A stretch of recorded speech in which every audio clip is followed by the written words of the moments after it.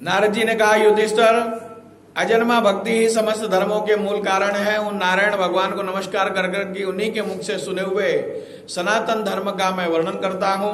युधिष्ठिर, धर्म के 30 लक्षण शास्त्रों में कहे गए हैं, जिनके वंश में अखंड रूप से संस्कार होते आए हैं और जिन्हें ब्रह्मा जी ने संस्कार के योग्य स्वीकार किया है, उन्हें द्विज कहते हैं। द्विज यानी ब्राह्मण, क्षत्रिय, वैश्य, इनका दोबारा जन्म, 2 बार जन्म होता है। एक माता के गर्भ से, उधर से, और दूसरे के अंदर, मतलब जैसे यज्ञोपवीत संस्कार के बाद।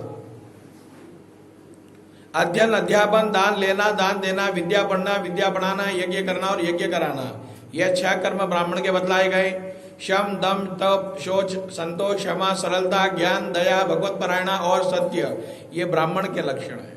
प्रजा की रक्षा करने वाले क्षत्रिय का जीवन निर्वाह ब्राह्मण के सिवा और सबसे यथा योग्य कर तथा दंड आदि के द्वारा होता है।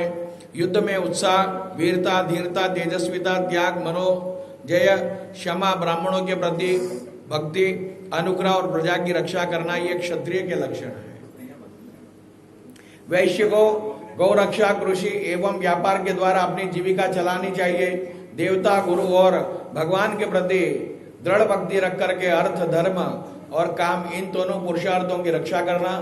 आस्तिकता, उद्योगशीलता और व्यवहारिक निपुणता, ये वैश्य के लक्षण है। शूद्र का धर्म है द्विजातियों की सेवा, उनकी जीविका का निर्वाह उसका स्वामी करता है।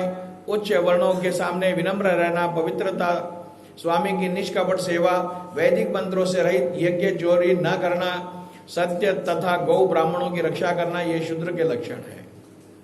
स्त्रीणांच पति देवानाम तत्षुषानुकूलता, पति की सेवा करना, उसके अनुकूल रहना, पति के संबंधियों को प्रसन्न रखना और सर्वदा पति के नियमों की रक्षा करना। पति को कैसे मानना?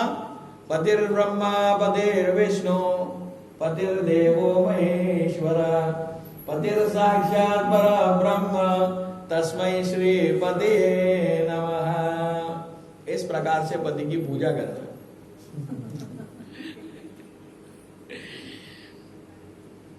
फिर उसके बाद साध्वी स्त्री को चाहिए कि झाड़ने, बुहारने, लीपने आदि के घर को और मनोहर आभूषणों से शरीर को अलंकृत रखे।